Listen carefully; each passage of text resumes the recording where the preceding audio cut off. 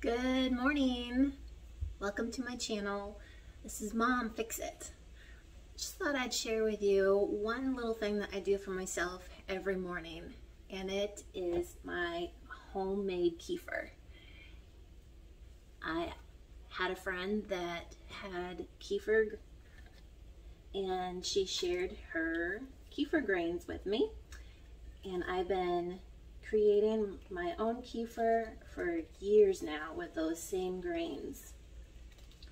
Now the trick about homemade kefir is you have to use plastic or silicone when working with it. Don't use a metal spoon or a metal sieve because that will kill your probiotics that are in here. So you strain it out, and you can kind of be rough with them. These are the kefir grains, all this chunky stuff. Looks similar to large cottage cheese chunks. You smush out all of your kefir. It goes to the bottom under there in the bowl. And when I started out with the kefir grains that were gifted to me, it was just a small amount. Just like a little tablespoonful. Just about that much. Not much at all. And they just grow and multiply. And you don't have to keep all of this. This is a lot right now. This is enough for a good 3 jars worth of making kefir. And I will recycle out the smaller pieces or the larger pieces, and I've read somewhere that you can actually feed them to your dogs. So I use it as a little treat for them when they come around looking for something. And I just scrape down all that I can get out off of my strainer so I don't waste any.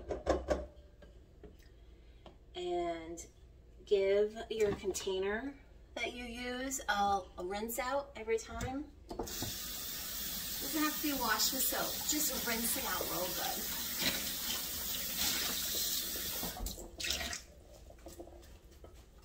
Sweet. Just a little rinse. Then you put your kefir grains back into your jar. You can use a larger jar if you're going to make a larger amount of kefir, but I have found that this is the perfect size for me. About a 3/4 to a 1 cup worth of kefir every morning is a good amount for me to drink. Then you use your cow's milk. You can use organic milk, whole milk, 2% milk. I've used all varieties, those 3 varieties of milks, and just pour it over your grain. And you do not want to use the lid for your jar. Do not put a sealed lid on it.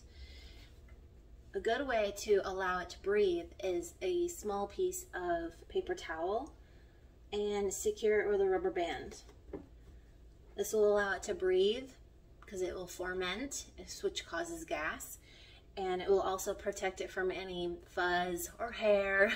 If you have dogs, cats, any of those things, keep it clean. And you just leave it on your counter all day long, all night long. You can leave it up to like 24 hours on your counter if you really want a really rich, tart kefir. I leave mine out until the evening just before I go to bed and pop it in the fridge so it's nice and cold in the morning when I want to use it. Now then I have my own little serving glass. I pour my kefir in there, scrape out all the goodness. You don't want to leave any of that goodness behind, because your milk and your kefir grains worked hard to create this for you. Then my go-to to be able to drink this. You can drink this straight if you want. You can put it in a smoothie, you can put it in with your oatmeal.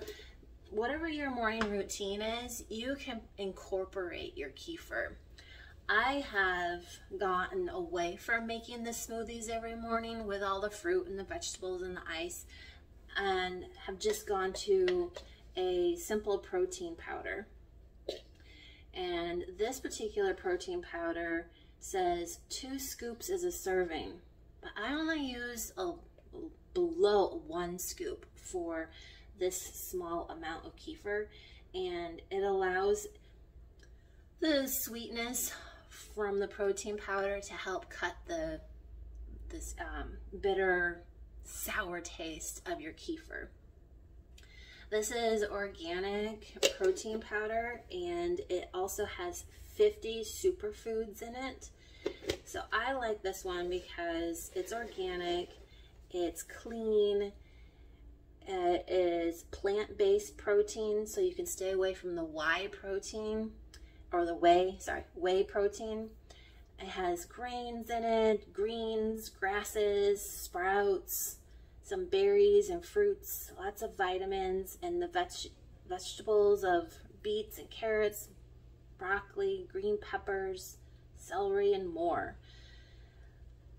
And I believe there's no sugar added, and it's sweetened with erythritol, which is healthier than cane sugar. Give it a stir. This is a very full cup this morning. I must have poured a little extra milk into it yesterday. So I just stir this up, and I'm making a mess today. See? More kefir in here than I usually make. I did not know that. I think what's happening was my milk is on its way out of starting to get spoiled, so I'm trying to use it up before it's really, really bad. And I made a little extra kefir, so I should have used a bigger glass.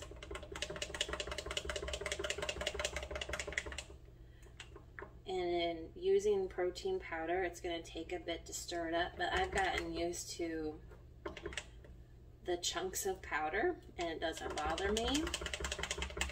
And the tang of the kefir doesn't bother me, but some people, when they start out, think it's really bad. Like, if you can't eat Greek yogurt without sugar, this is going to be really hard for you to consume. So start gradually and get your taste buds used to it by adding it to a smoothie that is really full of your fruit sugars and it's really sweet. Then you won't notice your kefir as much. Oh, this is how I start my morning with my morning kefir. I believe that it is full of those probiotics that are good for your gut and your digestive, and it tastes good with a bit of protein powder in it, with all those extra proteins, and this one's a superfood blend that has all those other fruits and vegetables. It's so good, and it's good for your gut. Have a great day, and thanks for watching. Please subscribe if you would love to see more of what I do around the house. Thanks again. Bye-bye.